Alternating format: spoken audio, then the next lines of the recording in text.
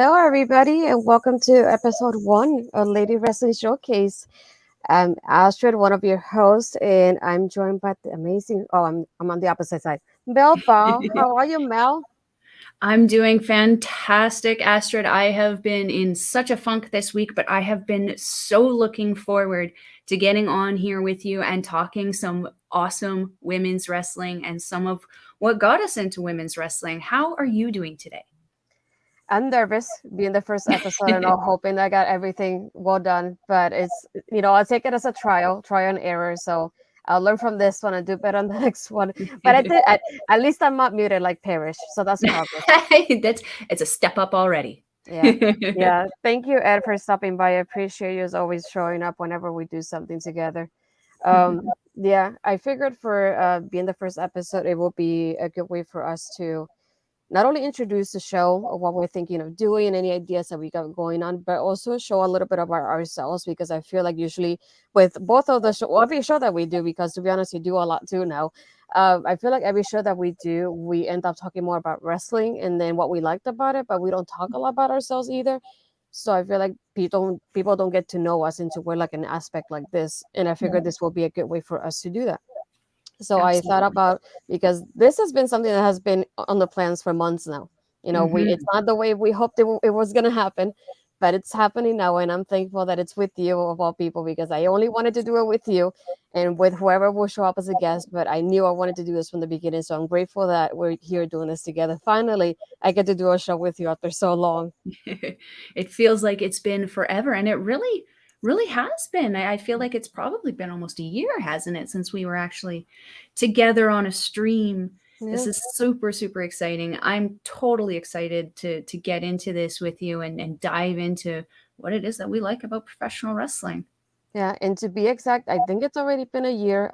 For those Hmm. of you that don't really know us, uh, right, we did a show last year. We did a reaction show to Knockouts and Knockdown, and I Hmm. was already planning on it because I wanted to do the first stream that had all women's reacting to an all women's pay per view, which I thought was be an awesome idea. So thinking about it, I was struggling to find people. I had Ella J, who's another person that's really dear to my heart since I met her, and then Cody of all people who had the show with last night. We were talking about Impact Wrestling last night on Making an Impact. Hmm. Thanks to Cody, he said, "Well, I have a friend, and her name is Mel, and I think like she will go well with the show." And I said, "Well, let's bring her on and see how it works out." And even with your delays on your computer, because I remember your laptop was delayed when you were doing the stream back then, even with Hmm. them, we sparked our friendship after that, talking about everything from wrestling to life. And we basically talk every day. So it's nice to talk in a different aspect when it comes to wrestling and on screen too. And yes, we shared the screen, for the first time a year ago now.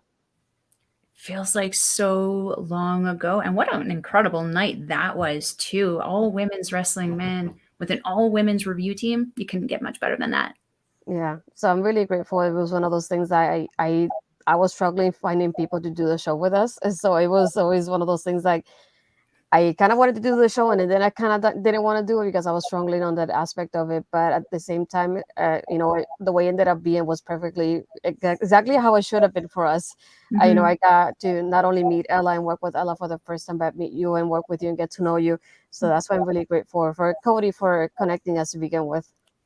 100%. Cody is the matchmaker. Yeah.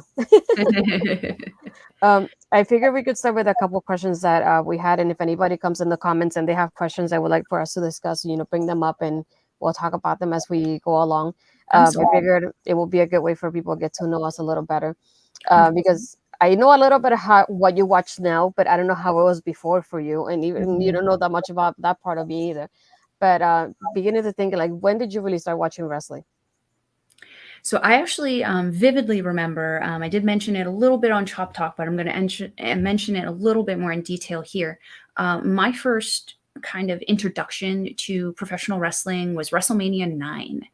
So that was the WrestleMania at Caesar's Palace where everyone was kind of coming out on like animals and stuff. And like, I remember the first thing that I saw in falling off whatever animal it was that he rode in on. And I was like, this is hilarious. I'm interested now.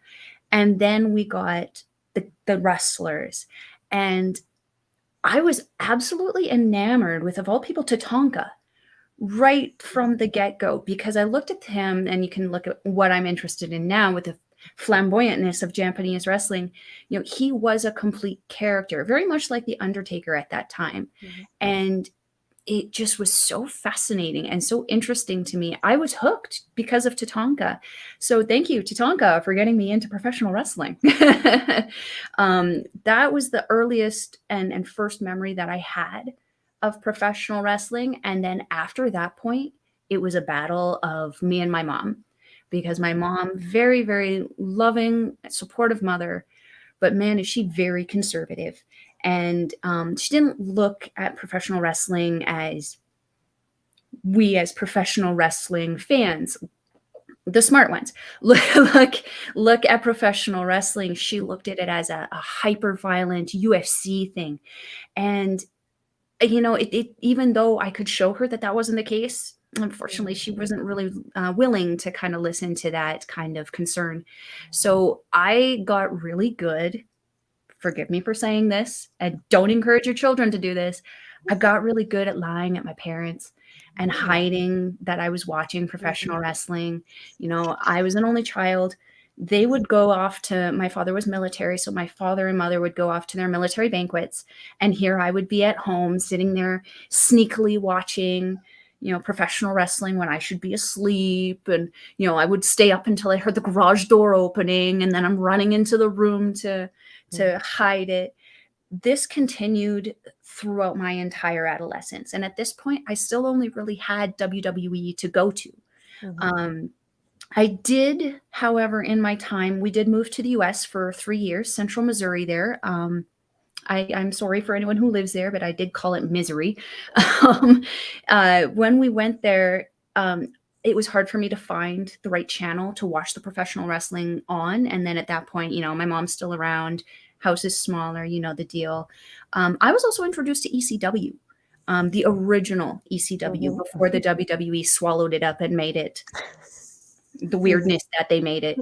I was introduced to that, and as a child, I was, like, fascinated by it, but now as an adult, going back and looking at that, I'm like, Mhm. I can understand why my Mhm. mom wanted me to avoid that stuff. Yeah. Ironically enough, a Valentine's Day present that I got from someone I dated, like, years ago was, like, Mhm.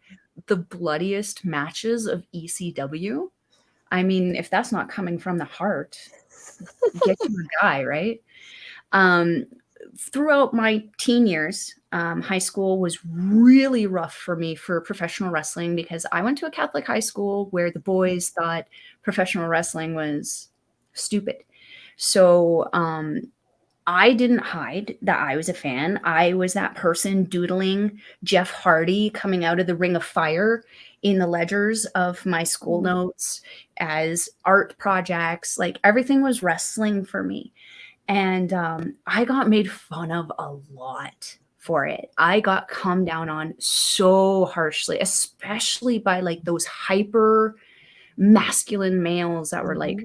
you know, the football team boys who I Mhm. had the misfortune of being the only girl in the gym class with. They would tease me relentlessly of it. But I stuck by it because it was something that I liked. It was something that Mhm. I was passionate about, and something that I, at that point, wanted to do. I wanted to be a wrestler. I have binders still of like the clothes Mhm. and stuff that I would design for myself, music that I thought would be appropriate, stories that I thought I could fit into. And then I tried wrestling. I stepped into the ring with someone who I don't think probably should have been training anybody. The way he was treating everyone, it was not Mhm. professional, and it was not very safe.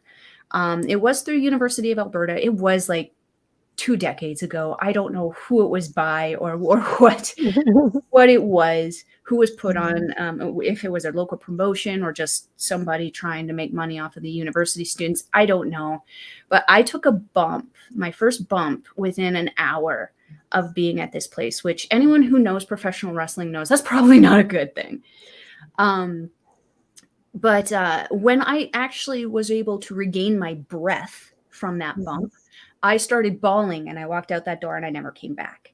Um, that didn't ruin my professional wrestling experience, Mhm. though. At this point was when now Impact, formerly TNA, started coming Mhm. out, started making more. kind of noise. So to me, it was like, okay, now I have something. I have options. So I think at that time it was like Monday night and Friday night at that time was WWE, but like TNA was like Thursday, I think. I know they were all on different days, so I was able to watch all of them. I had a friend who came over and played like Monday Night Raw bingo with me all the time. That was a lot of fun. Oh, thinking back though, I'm like, wow, we were kind of little losers there, I guess. However, Hello, Copper Joe.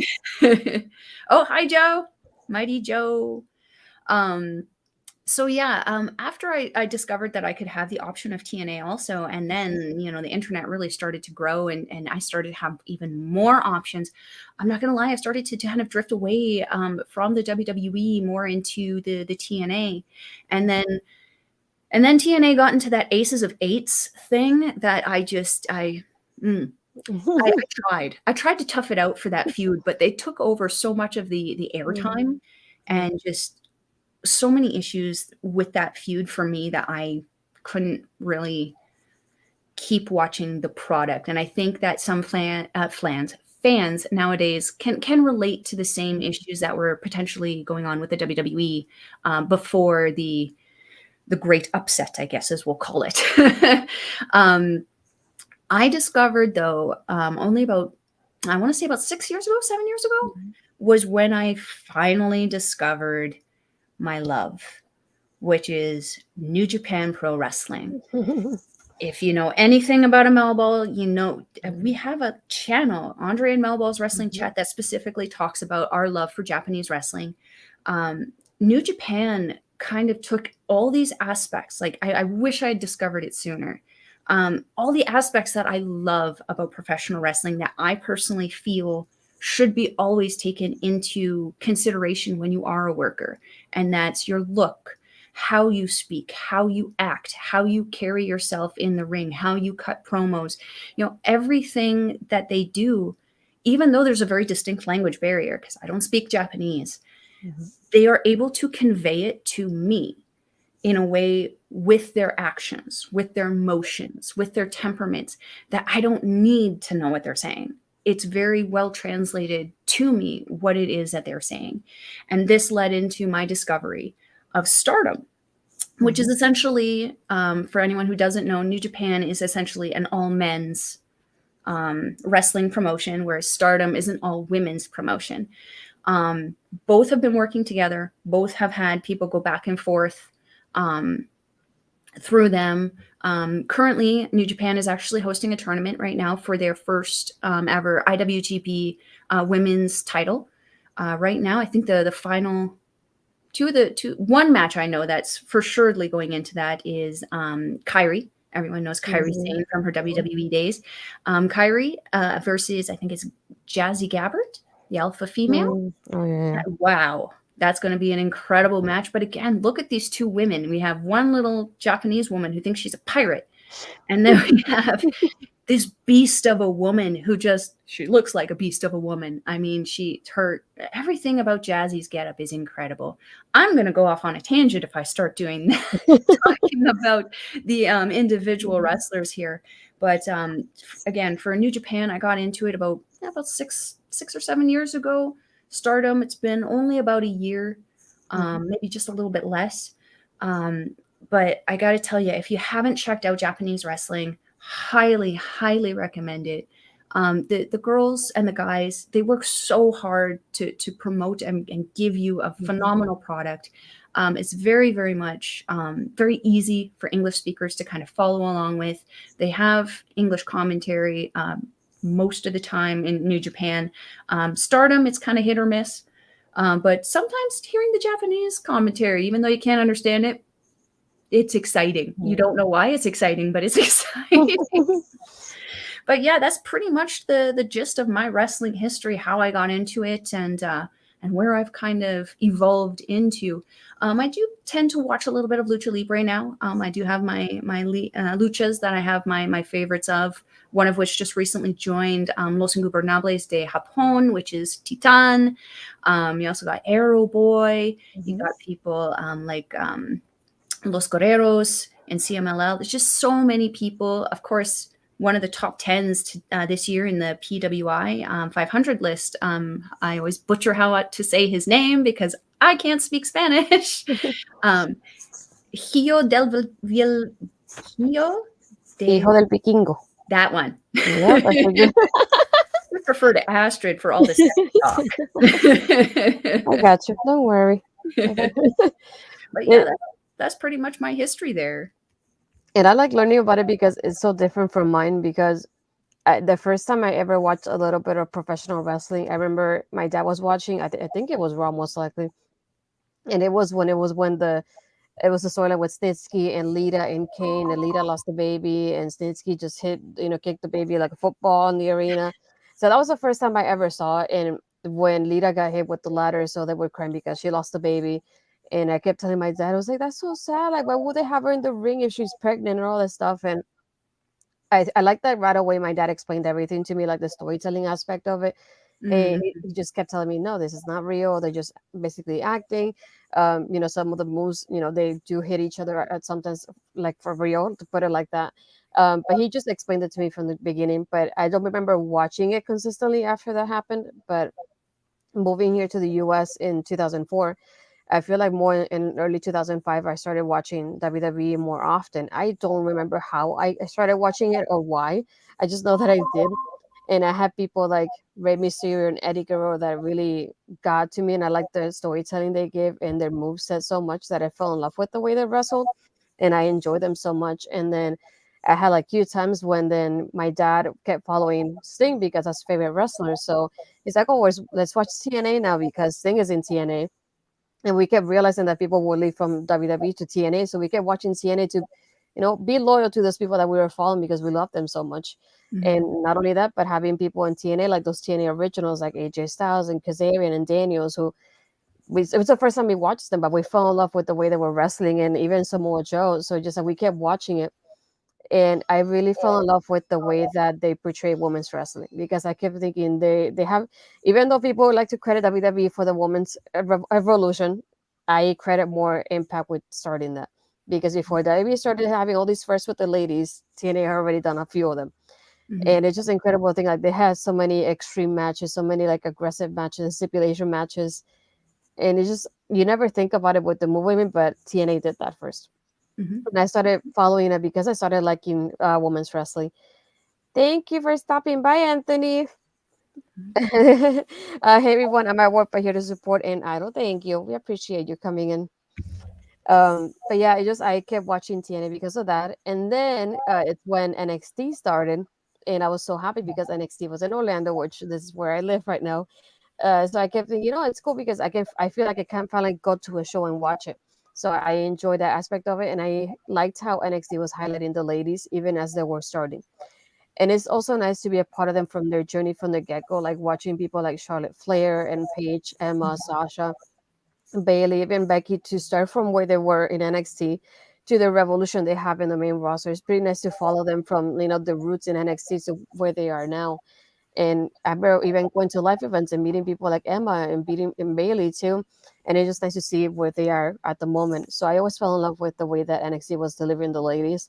And I felt like long story short is one day we started doing the women's evolution. So I feel Mm-hmm. like it gave me more of a reason to watch it because I kept thinking I love what the women do and I want to see them more often. And it's when the ladies started getting more time, which is exactly what I wanted from them. But I kind of started falling out of love with TNA for a little while and I stopped watching it. I don't remember when, I just know I did, but I kept following WWE. And even now, I try watching like AEW, for example. AEW, which will be on the topic, so I will be getting a future episode. AEW is one of those that, as much as I love the roster, they need to do better with the women. But that's for another day, another episode. So we'll talk about that. So we'll be planning it. Hopefully, I'm hoping to have a guest for that one, so that way we can talk about the frustrations we have as ladies watching AEW on a weekly basis. But I digress. But just watching everything that we've seen so far from the ladies, and it makes me so happy with the progress they made. But at the same time, I feel like they can do more, even with everything that's happened so far. So that's something I wanted to highlight here, and I wanted to have a guest every now and then Yeah, even with Mel here, whenever Mel can't do it, if being somebody else to do it here with me as well.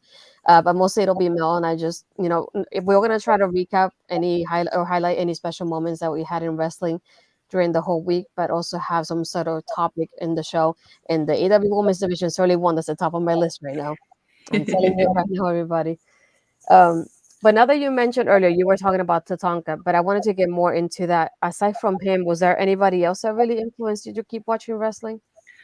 I mean, in that era, I mean, everyone's gonna know that was the Bret Hart era. That was the Yeah. Shawn Michaels era, and I was no different. I was very, Bret Hart's Canadian. Obviously, that's gonna be something that I kind of get drawn to, especially being from Edmonton. I mean, it's a 4-hour drive from where he's from, and like I even know people here who have trained in the dungeon, in the Hart Dungeon. So it's obvious I had a very big fangirl kind of thing going for him.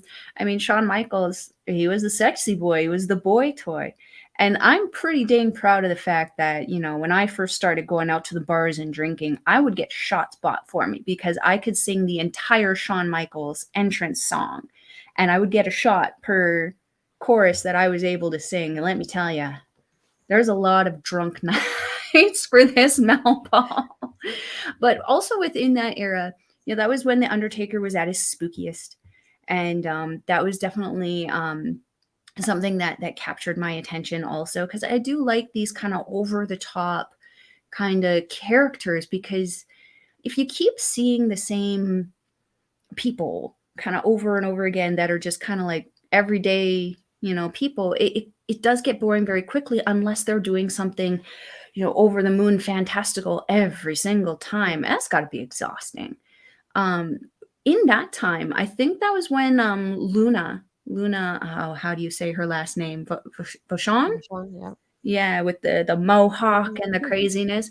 She was my favorite woman at that time. Between her and Sherry Martel is one of those women who's like, she was one of a kind, and we've not been able to get another woman like her in professional wrestling since her passing. May she rest in peace. Mhm. Um, she was so crazy, but she had this ability to just articulate everything that she wanted to say and be able to just say it. It didn't matter her state, it didn't matter how messed up she was. She had that job to do. She came out, she did it, and she did it awesomely and in such a way that I felt was unique to her. And I miss it. I miss it a lot. Having these kind of over the top characters was something that, again, brought me into professional wrestling. I feel that from that time, it evolved into the cookie cutter stuff where, we had the Stacy Keebler, the Tori Wilson, the Kelly Kelly. They were all kind of like all the same. And there wasn't a lot of Mhm. functional things kind of going on with women's wrestling, which kind of honestly, like, as a woman, I thirst after guys. I'm going to stay watching a show because they're cute, of course. But for the women's division at that point in time, that especially the last part of the 90s, early 2000s, it was not a good time. It was not a great time for women's professional wrestling. And despite me like Lita was in that time. She's one of my favorites. Same with Natalia. But man, I don't feel that at that time that women's wrestling was showcased in a way that was proper, even for the time. Having to sit there and be like, oh, we have a title match tonight, Trish Stratus versus Lita in an evening gown match. Bruh, what? No, Yeah, no, for the that's not 100th time as well, because how many times do they face each other? exactly. But with those two, they did start to lose it a little bit at the end of their kind of respective careers. But they were one of those women. There were a pair of those women that were so involved in their sport that they came up with something different almost every time. And I Mhm. can't imagine that that was easy for them to do because they pretty much did everything. But I was never bored of their matches. I never felt there was a repetition to them. I felt that they would be able to utilize a different emotion or a different kind of intensity every single match that made the match emotions very, very different. Um, Whereas, and no slight to them, but if you make the same combination, or what's the word I'm trying to say? If you make the same If you look at Tori Wilson and Stacy Keibler, they had the Mhm. same thing in the era that they were together. They fought a lot together. The difference between Trish and Lita and Tori and Stacy is Tori and Stacy were boring to me. It was repetitive. It was just pretty much them slapping each other a little bit for Mhm. me until they got to their signature moves, and then one of them hit a finisher and it was done. That's Mhm. that's not women's wrestling. That's not wrestling. So yeah, the other women that I would say were very influential to me were Mhm. Natalia. Natalia actually is my favorite wrestler in the world. Female wrestler, female wrestler in the world.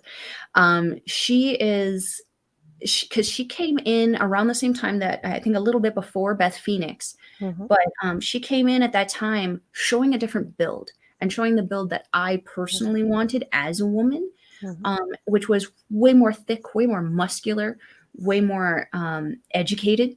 She wasn't just coming in wanting to rip someone's dress or shirt off. She came in knowing how to kick the crap, probably out of more guys on that roster than the guys knew how to do.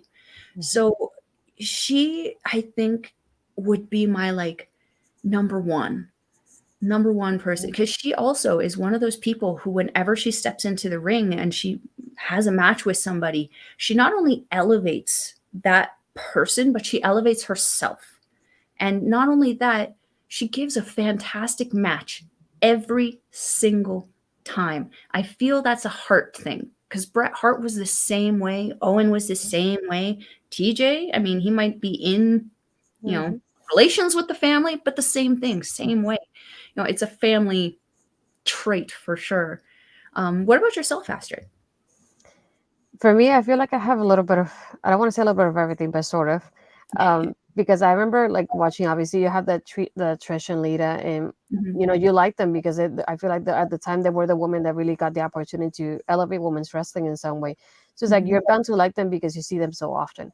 But mhm, I ended up liking people like Victoria very often. mhm, And then when she went to TNA, like I followed her in TNA as well, and I just love how she moved, and I loved her, her performance and the way she was a heel and a face as well.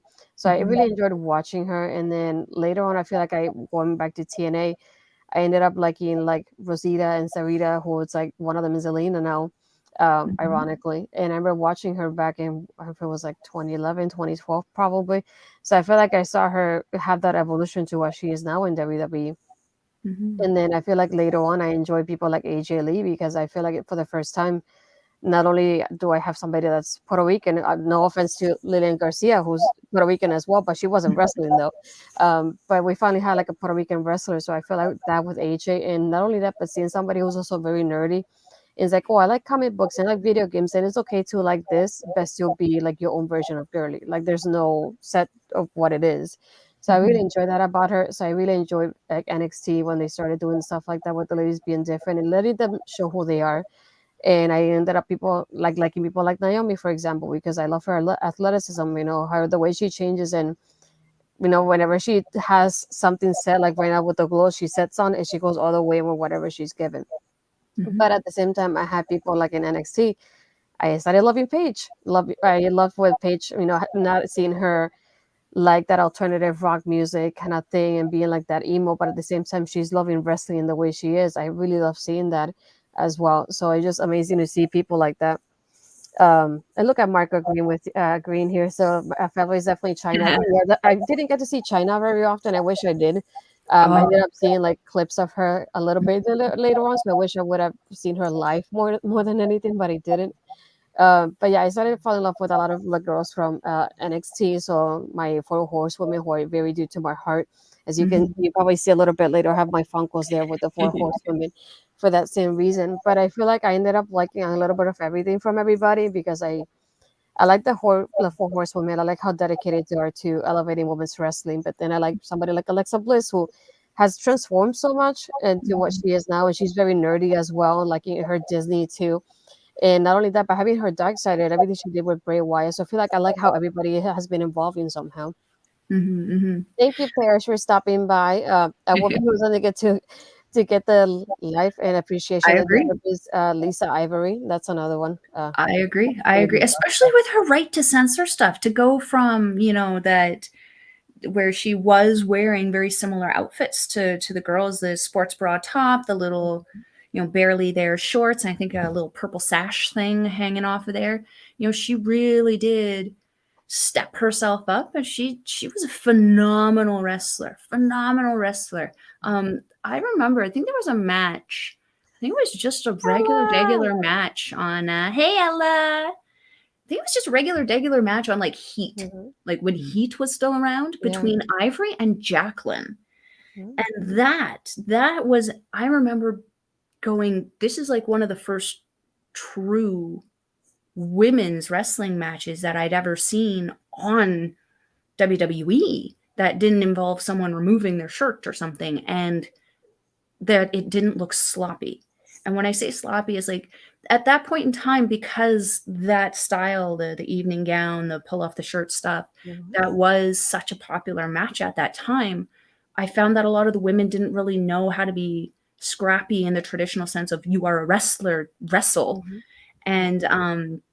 and maybe they just weren't given the chance either. That could be a an incorrect assumption on my part, but yeah, I feel like that was that moment where I saw full real wrestling and a Mhm. real women's wrestling match where they knew what they were doing, they knew how to wrestle, and they were showing it off. I was gonna mention one person exactly when Ella pops in, so I like have ironically the timing of this. But at the end, another one that I really ended up loving was Mickey James, because I Hmm. feel like for once I saw somebody that was curvy and confident in her skin Hmm. and in the way she is, and I really love that about her. Even to this day, I love how no matter people might think she might be older than the rest of the girls, or like she's more of a veteran compared to the other ones, Hmm. she kills it every time, no matter Every what she time. does. And everything she's been doing lately with the last rodeo, I'm so intrigued. And I love how she's facing girls that she hasn't really faced before. And just Hmm. to say, like, oh, let me go against this person. I haven't faced her before, as my last rodeo in wrestling, and hopefully leading her up to the knockouts title, which is what I'm hoping for at the end. But I Hmm. like seeing the way she has evolved as well with her characters, and Hmm. she's always been somebody that I feel other people have learned from, because she was a little while with Alexa Bliss as well. So I like that end of it, that partnership there too. But yeah, I have enjoyed Mickey James for a while now, and even then now, I was watching the little clip of her entrance with Mia not too long ago that they remixed their songs together when they team. I love how nice that sounded. It's so well together, and it may sound kind of odd because the songs kind of feel like they shouldn't go together, but they sound really well done together. And That's awesome. yeah, I had to send it to you so you can listen to that one later. Yes. But yeah, I have trying to think of was I think another one that I really enjoyed who was for a while was Melina. I like how she was very aggressive and in the ring, and even Michelle McCool as well. I feel like they came in a time that they wanted to show a little something different from the ladies. That wasn't just the bra and panties matches. They tried to give a little edge to it. Parrish, Mickey James, just like Shania Twain, might be getting a little older, but still kicking ass. Very true. Yeah. I mean, shout out to Mickey James, man. When she's in those outfits, there's some outfits where those are really, really low cut, and I'm like, yo, they are not coming out, and you're still beating someone down. Good job, girl. Right. But like the evolution that we've been able to have the privilege of seeing Mickey James go through from her indie days to the WWE to TNA to now, I mean, what a treat. Though I will say, I did retaliate a little bit when I think it was Michael Cole was doing the Piggy James thing. Oh, I refused, and this I think is why I am so terrible at actually knowing wrestling move names. For a very long time when he was doing that, I would actually watch wrestling on mute. So I couldn't actually hear what was going on. I couldn't hear, what was being said, because I was like, that's not acceptable. That's body shaming on a public level at any era. That's not okay. Um, I disliked that they did it again with Natalia later. Where like, mm-hmm. come on, dude, you're an old shriveled person sitting there talking about wrestling at ringside. Shut up. Yeah, that's what I'm hoping that one day we'll have Ella here in an episode talk about Mickey James for the whole episode because I that's think that would be a that great idea. there's so much we can talk about, and who better than Ella J to talk about Mickey James? But I Yeah. agree with you when it comes to that storyline. That storyline made me feel so awful. I kept thinking like if they're making fun of her and I look similar to her and my body build, then they're calling me piggy as well. And it's something that I totally hated watching in TV or whatsoever.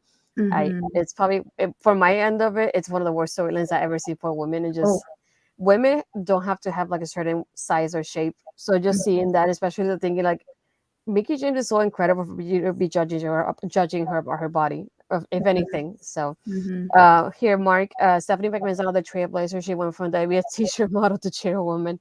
Yeah, I feel like that's definitely something that we need to talk about in an episode as well. Like her Mm-hmm. rise from just being part of like the diabetes shop kind of Mm-hmm. model Mm-hmm. to now what she's doing. And we've seen it. I don't know if you've been able to watch a little bit of it lately, but ever since Triple H took over with creative, you can tell just that different influence in the product and how many people are watching it, and you can Mm-hmm. tell something that came from them as a whole. So that's why I've been so excited to watch it even more lately than before. Mm-hmm. I know they can still have some fixes when it comes to the ladies every now and then because Mm-hmm. one match in 3 hours is not cutting it for me. But Mm-hmm. still, they have been doing a lot better with the product lately, and I know that's definitely that evidence of the change that we had in WWE recently. So it's nice to see. 100%. Yeah, I don't personally watch WWE or AEW regularly. I kind of get my news from you Mhm. or from any kind of other fan site on Facebook, Instagram, Twitter, all that kind of jazz. But what I have seen, especially since the old fart got removed and the new hotness got put back into where it should have been. Mhm. Um, there's been not only just like, between my friends that I have noticed, just overall the fandom of the WWE has had a huge, Mhm. huge change in how they're feeling because of this change. But I'm not gonna lie, like Stephanie McMahon, like was the girl that I wanted to be when I was in high school. Like that girl was gorgeous. And then as she got older, she just got more gorgeous. And I know some of that probably has to do with she has a lot of money to obtain that gorgeousness, Mhm. but still gorgeous, and it still looks Mhm. naturally gorgeous. So I gotta give it to her on that one. Yeah. uh, um, yeah, this is something that I also wanted to touch on in a future episode. As Mark is saying, Steph was all for Evolution 2. Vince was against it. Hopefully, we get it now. Yeah, because I remember, like, as we said, we had discussed Knockouts Knockdown last year, and we didn't get mhm, it this year so far. I'm probably not going to get it. But mhm, I would like to see a Revolution too, because I like how having that aspect of a women's pay per view. And I mhm, feel like they have a lot of talent and they can bring up other people who are not contracted anywhere else either. And I think if maybe they decide to work on it, they can easily partner up with other companies just to have that talent there for one night only, as long as they mention like they did with Mickey James at the Rumble. Imagine like somebody mhm, like Mickey James coming in here in the Rumble as the women's champion from another company that we never mentioned before on TV. Like it definitely shows that there's an outside world outside of WWE, which is something that I really didn't enjoy that they did before, just kind of mhm, erasing everything that happened outside of them. So mhm, mhm, I'm definitely hoping for that evolution too. I will be excited to watch it again. I wish I would have been able to go to the first one, and I remember seeing the hat. I told Parrish about it not too long ago. They had a hat with the evolution logo on it, and I was so in love with it. And they only had it in the event. They didn't have it in the WWE shop, and I wanted that hat just to show that I watched that pay per view, and I mhm, wanted a part of it somehow. But just like Ella, yeah, I'm hoping the rumors are true and we do get that soon, because I feel like they really need something to like boost the women's division, especially mhm, now. mhm. But yeah, I feel like definitely I'm hoping it happens soon. I definitely am. Um, And not even just for WWE, if we kind of look across the kind of board of what a lot of these companies, particularly in North America, AEW, WWE, ROH, Impact, you know, even some of the Mexican stuff, AAA, CMLL, they have a plethora of women. There's absolutely no reason why they couldn't, and again, why they couldn't band together and try to work together, have some kind of like company scraps. It would ultimately be very marketable and be very, I think, successful for all of the companies involved, but also the people. Because how many people, like, how many fans watch WWE but don't watch AEW? How could they benefit from being, subjected to both of them? How could Impact and ROH, they're already kind of working together, but Mhm. both of those fan bases could benefit from seeing more interaction. Same with having those two companies go with AEW. There's absolutely zero reason why these companies cannot work together. And I think if they actually put their differences aside and actually sat down and talked out a business structure, they could probably actually make something work. We just got to give them some time to kind of figure it out because obviously I'd be hesitant still approaching the WWE Mhm. because even though it has made these huge leaps and bounds, I kind of still sort of feel like there's not entirely Mhm. 100% not shadiness happening Mhm. to some degree. I think they got to work that out before that people will want to trust them to work with them. But I definitely see the huge benefit of the companies definitely working together to promote their women's divisions. Yeah, and I think we saw a little bit of that one what NWA did in Power as well because they Mhm, brought in talents from a little bit of everywhere, except for WWE. But still, you got to see a little bit of everything. And I feel like as fans, if you enjoy somebody's performance, you will follow that person wherever they go. So if you like them there, you follow their careers going forward. So it will mhm, benefit the other companies as well in the future if they do mhm, see somebody they like. And you never know who you'll see in those events, and then they come up to be something completely different later on. But mhm, it's nice to be able to watch them from their start somewhere like it could sound like it's small like NWA, but and they end mhm. up in the big leagues like WWE. You never know where people will end up later. Oh, And 100%. yeah, but I feel like for WWE, I know that it's something that even though it's a process and it's something that came out of nowhere in a sense, even though it Mhm, really didn't. So that's why I'm hoping that they will change on that aspect of it. I'm thinking they'll start with the product to get people interested again, and then hopefully later on they decide, it's better for us if we do work together with other mhm, people. They just have to find the right way to do it too, so mhm, everybody mhm. benefits on it. So I feel like Baby it's something steps. that hopefully in the future they will do it. We'll see. Mhm, Um, mhm, Another thing that I wanted to touch on because I know about myself, but I don't know about your end of it. But mhm. when or how did you start in wrestling media? Oh, in wrestling media, that was just recently.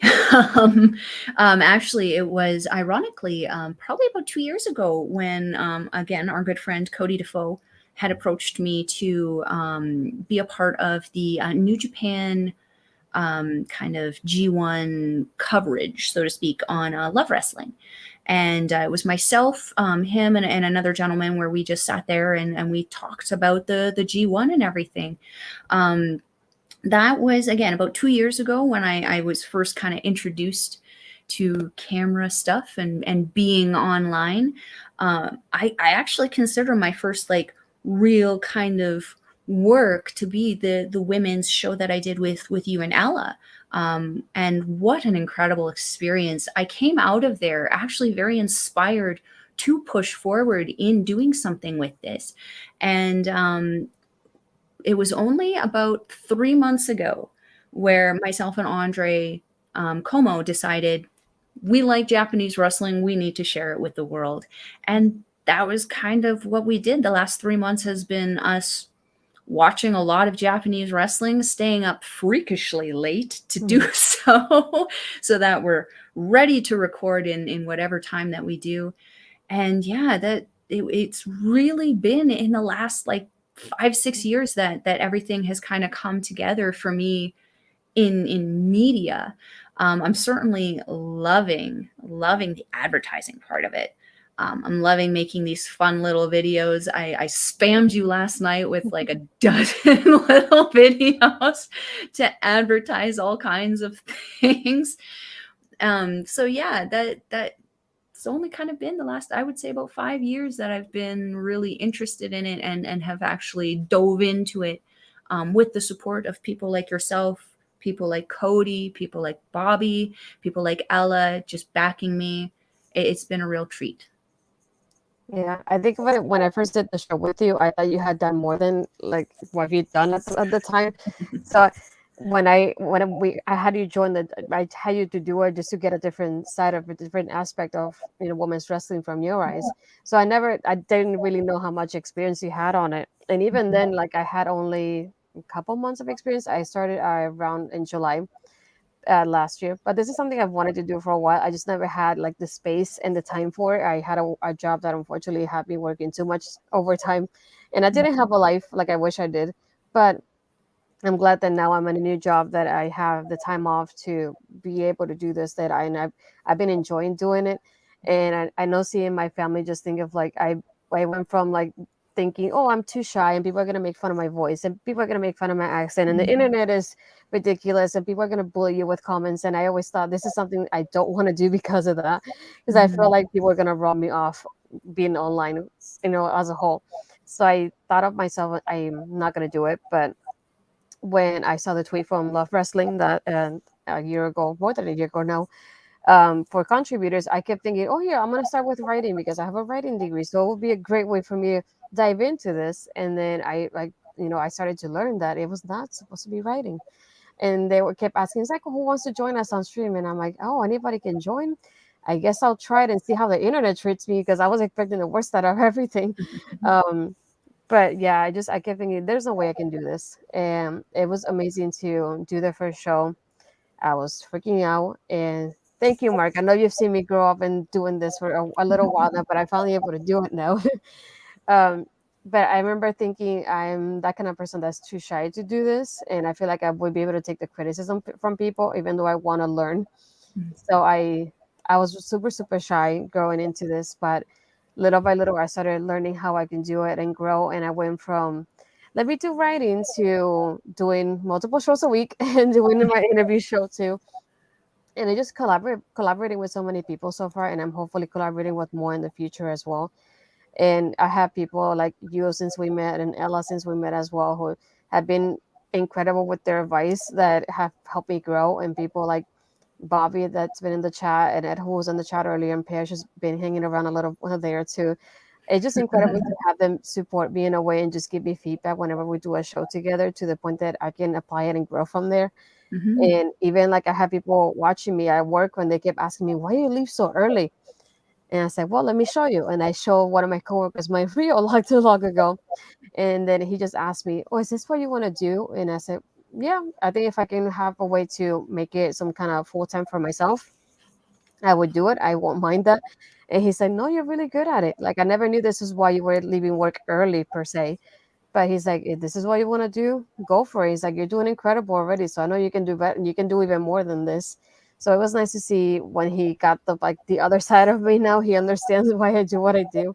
Mhm. Um, but even now, I've been able to not only do shows like this with you, but talk about Impact and NXT with Cody and Parrish, and even sometimes Ed, to doing interviews. I never thought I would interview somebody on screen. I thought I would be terrible at it. And it's like, I'm not saying I'm the best, but I've been learning and growing from it, which is what I like more about at it. And then doing now the NXT review of Women's Wrestling Talk. I never thought I'd be able to write a review about wrestling, but here I am doing it every single week. And I have people like reading the articles, and not too long ago we had one about Puerto Rican wrestlers, female wrestlers to be exact. And I highlighted a few other ones that I know, and I know there's more than that. And it's incredible to look at the numbers of like the people that have viewed that article. It's incredible to watch. I was gonna catch up on the comments here with Ella real quick. Ella, there are definitely a percentage of people on the internet that are trolls and are stuck in their own opinions, but most people in the community are great, including you too. Thank you. Love. And you were concerned, as you mentioned, that people would like make fun of your accent, make fun of your voice, but it's Yeah. actually one of the things that actually brings people in to it. The one thing that you thought would be a weakness is actually one of your greatest strengths. Yeah. Thank you, Lawrence. Here from my life, it makes you feel any better. I waited until my last semester of college to make it take my public speaking requirement. I'm such an introvert. Ironically, that's one of the first classes I took, and I hated it. But at the same time, I met one of my close friends from there who likes wrestling, Roberto. I'm definitely gonna tell him about this, and I mention him later.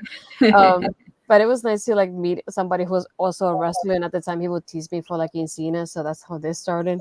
So yes, Mhm, like, mhm. I can't believe you like Cena. I was like, well, I enjoy what he does, and then I fell out of love with him. But that's a different story. I'm gonna be quiet because he follows me on Twitter now. Yeah, and as Ella says, it's all about growing and learning, pushing yourself outside of your comfort zone, because this is definitely 100%. something that was completely outside my comfort zone to begin with.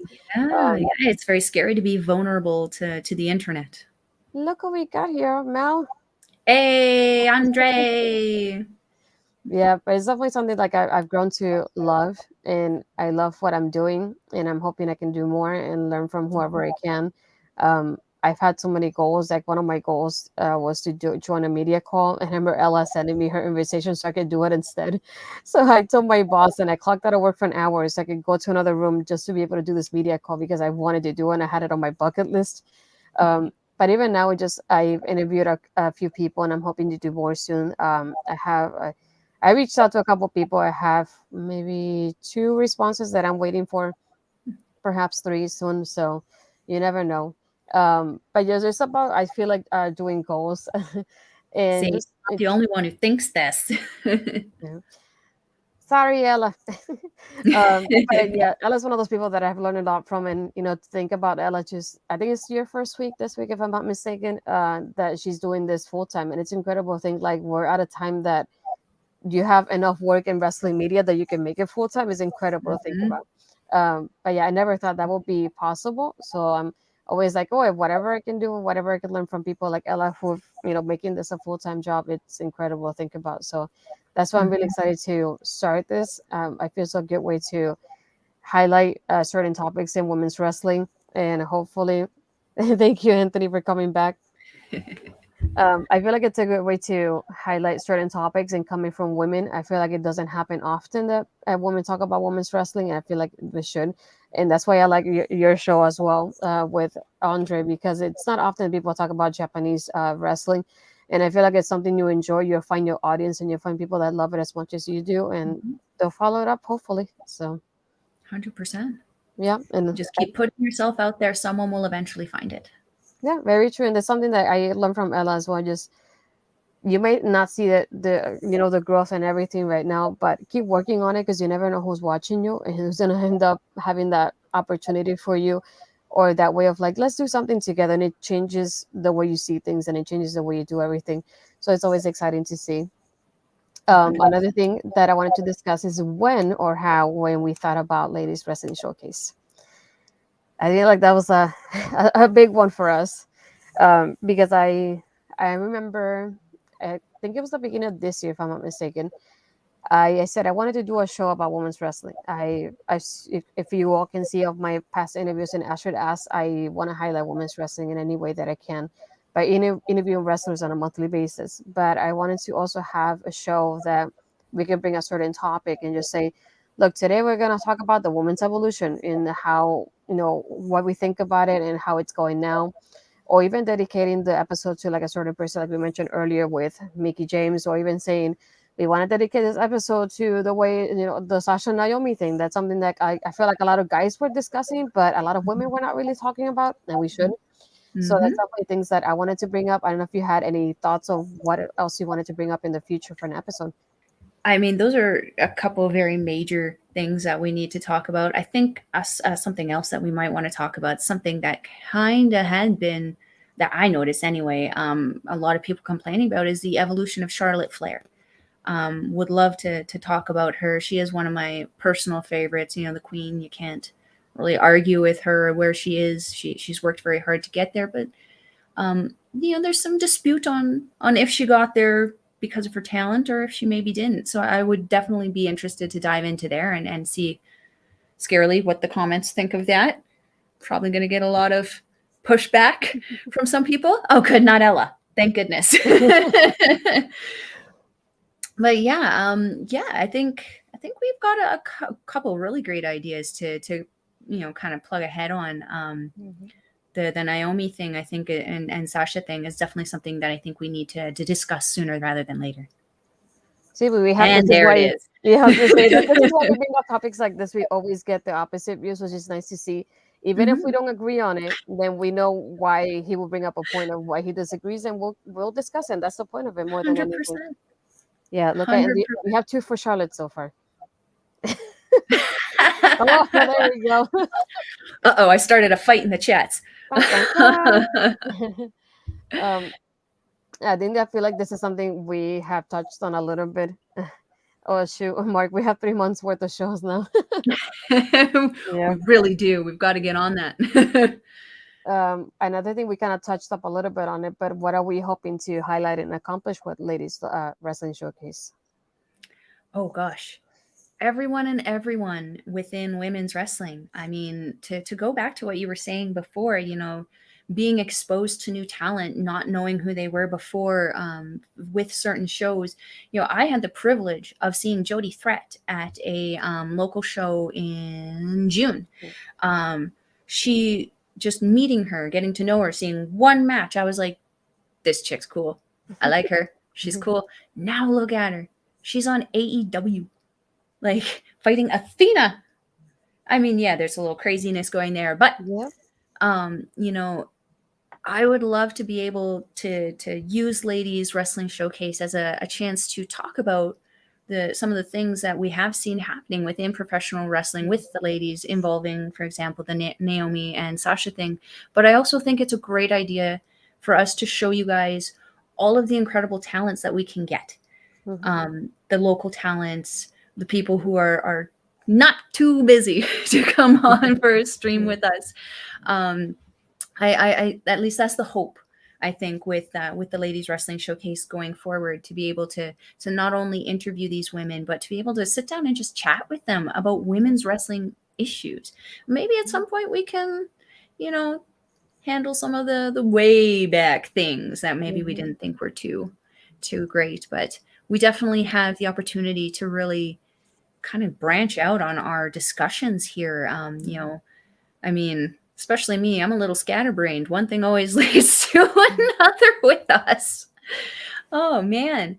But what about with you, Astrid? What are you hoping to showcase on the ladies wrestling showcase? Yeah, it's like you said, just bringing up those topics that I feel like women should touch about. That if a guy says it, it's not the same as when a lady says it when she's the one experiencing it, especially in Mm-hmm. such a male-dominated industry in wrestling. Mm-hmm. But and also I want to clarify for later on. This is not always going to be live. We're hoping to do it hopefully bi-weekly. But if we Mm-hmm. have some issues, we'll record it, but we'll put it on Twitch and YouTube as well. Mm-hmm. And being that we're going to do it on Fridays, hopefully by Sunday, I'll have the audio version on the podcast. So for those that don't get to watch it live, you get to listen to it and catch up on it later. So it'll be available on Spotify, Apple Podcasts, and Google Podcasts, Stitcher, and I think I'm missing another one. But I'll have always the links when we release it. And I believe it's on Tuesdays. We're gonna have the replay on Breaker Media. So we'll, you see a little bit of coverage from us every now and then. I just want to make it accessible for a lot of people because being me, I'm a visual learner. Mm-hmm. But when I'm working, I like to listen to a good podcast to keep me company when I'm working in the office at work by myself in the morning. So it's nice to always listen to. So I like to listen to Tag Talk, for example, with Kylie and Haley, and even listen to Ella's podcast whenever I'm working because it's the only time I have some kind of silence to concentrate on things. Mm-hmm. But just I wanted to more than anything make this accessible for all kinds of viewers and listeners too, and just to have a way to you don't have an excuse to not really discuss women's wrestling because you're getting it not only video but you're getting the audio version as well, and Mm-hmm. Spotify will have the video as well. So it's nice to see this, but I'm hoping to, like you said, highlight those topics like how we want to talk about how Charlotte began her career in NXT to what she is now, and thinking back of like, when can we expect her return? How do you feel how she'll return in the storylines and the roster? And Mm-hmm. like Becky Lynch coming in, hopefully probably with Ronda facing next year, and like the women's main event and like experiences with had in wrestling personally as well. And I feel like we can have a topic that or an episode dedicated to a certain person like we mentioned with Mickey James earlier, and have somebody like Ella who's had a personal connection with Mickey James to bring up those topics. And I know I'm gonna name people, but like I said earlier, I want to talk about the AW Women's Division, and I see somebody like Miss K Fabe from Fightful on Twitter who is always talking about it, and hopefully one person that I would love to have on the show to talk about that because I see her and how passionate she is about that and about wanting more for the woman in AEW. But yeah, just I feel like it's one of those things like if we can bring up somebody that is near and dear to that topic, we'll bring them up if we can, hopefully. Mm-hmm. So, and if anybody has any ideas on topics that would like for us to touch on about, you can always message us somehow, especially on Twitter. Let us know. Hey, Mm-hmm. I think you guys should talk about this. And look, I feel like I never heard anybody talk about this, and we would like to discuss it if we can.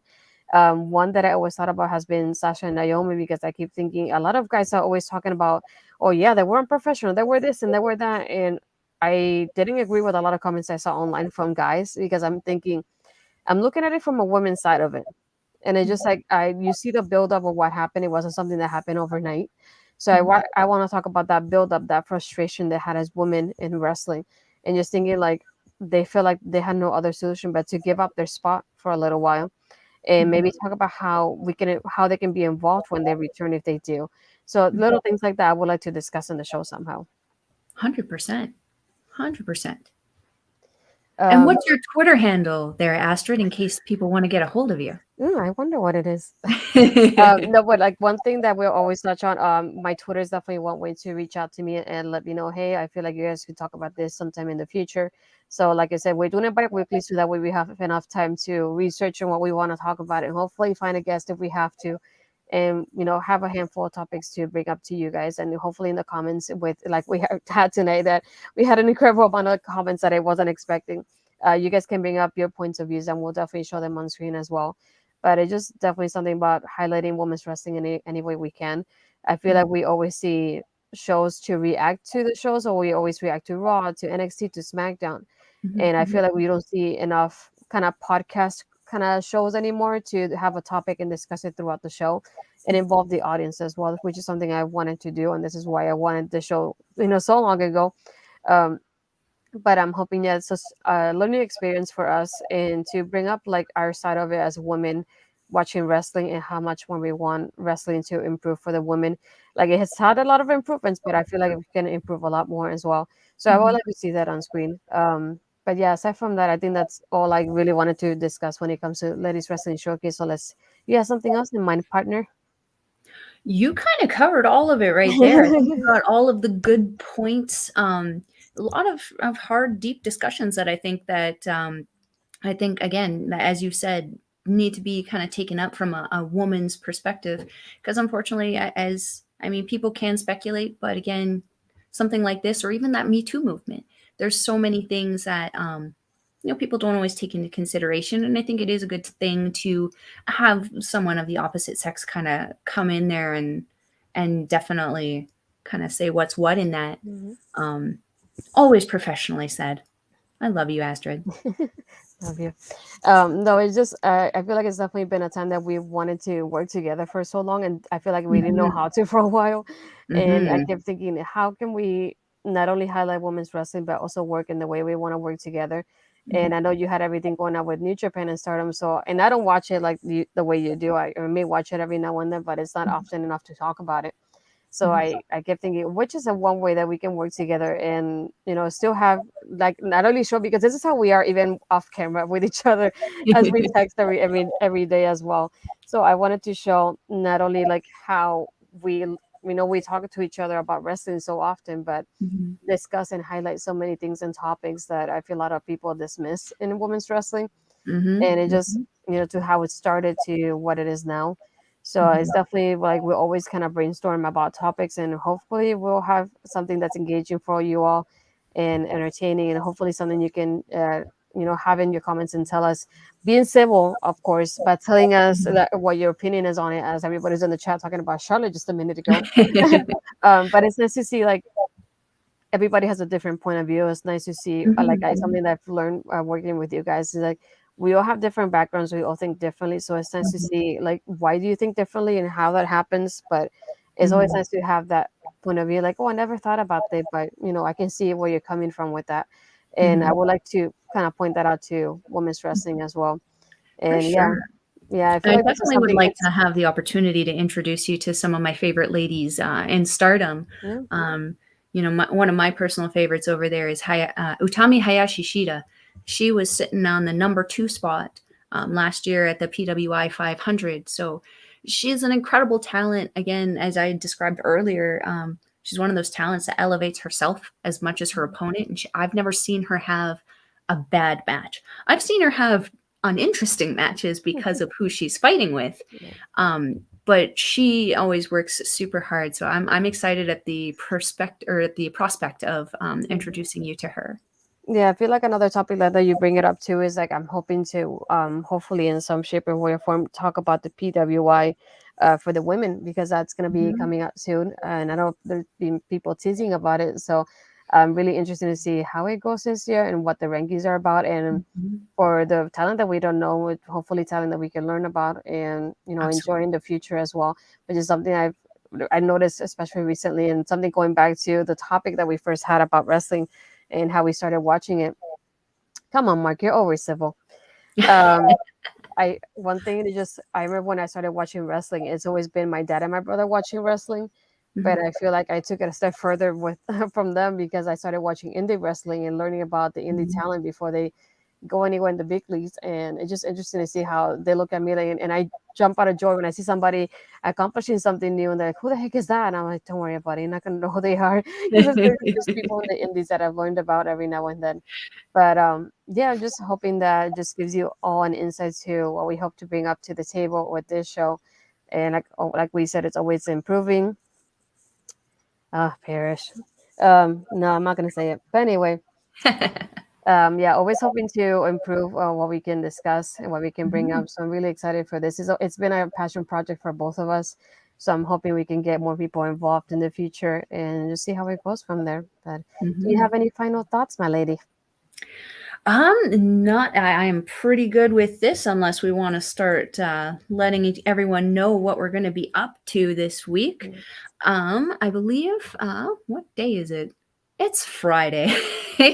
So on Monday, October Mhm. 24th, Olay is going to be debuting its inaugural show, the first stream that it's going to be posting, which is a show that I am involved in along with our good friend Carl and Alex, and it's called Paramindful. So Paramindful is a spooky show where we're going to pretty much start off telling you, very similar to this, what got us into spooky stuff, what scared us, what made us believe in that stuff, and then some of the experiences that we've had throughout the years that have made us maintain our belief in that spooky kind of stuff. Again, that'll be debuting at 5 p.m. Mountain Time on October 24th. If you want to follow myself as well on Twitter, it's I just have to check here at Collins Melball. I'll Mm, be doing posts on that for all of the Paramindful shows as well as the shows that I do with Andre. Andre Como and myself, we have our Spooky Yuki I parish. was about to say that one. I was waiting for Hashtag you. spooky ish. Yeah. I also have on Wednesday, Andre and Melball's Wrestling Talk will be releasing a second episode of Chop Talk that is essentially going to be um, Andre and another kind of local sensation here, local super fan, the Omen fan. He is going to be on with us for our second episode, where he's going to be talking about how he got into professional wrestling, as he's only been a fan for a few short years. So we're going to talk to him, see how everything went, and that will be going live at 8 a.m. on Wednesday. Other than that, you Mm, can follow me on Instagram at Melball Collins, where I'm having fun playing with reels and transitions and spooky nice. ish and advertising Rogue Energy Drink. Rogue Energy Drink, I don't know if we wanted to discuss this, but we are an affiliate of No. Rogue Energy, and I had the privilege of trying it out earlier this afternoon. Um, it was amazing.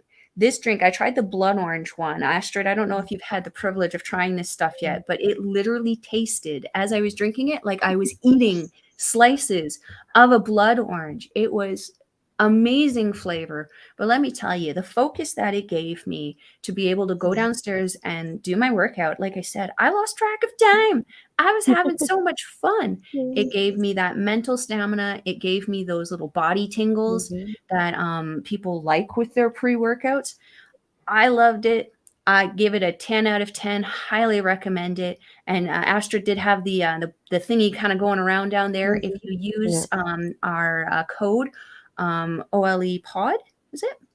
Yeah. Yeah, OLE Pods, you can get Yeah. 10% off your next order. Yeah, and for those that don't know, Orly is our local establishments. So there's a group of us doing certain shows for that. So I will watch out always for the socials because you never know when they'll premiere the new episode of a new show like Fair Mindful that's happening on the 24th. So it's always like follow them on their socials, and that way you'll get the latest on about everything. Because I don't know all the details either. I have a terrible memory, so you'll find that out sooner or later. But I'm telling you right now.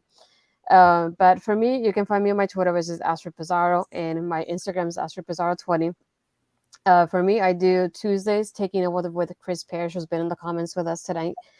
And then I have on Thursdays making an impact with Cody Defoe. We talk about Impact Wrestling at 10:30 p.m. Eastern after Impact is over. And sometimes we'll do it on Fridays, depending on when they do their big pay-per-views like Hard to Kill in January.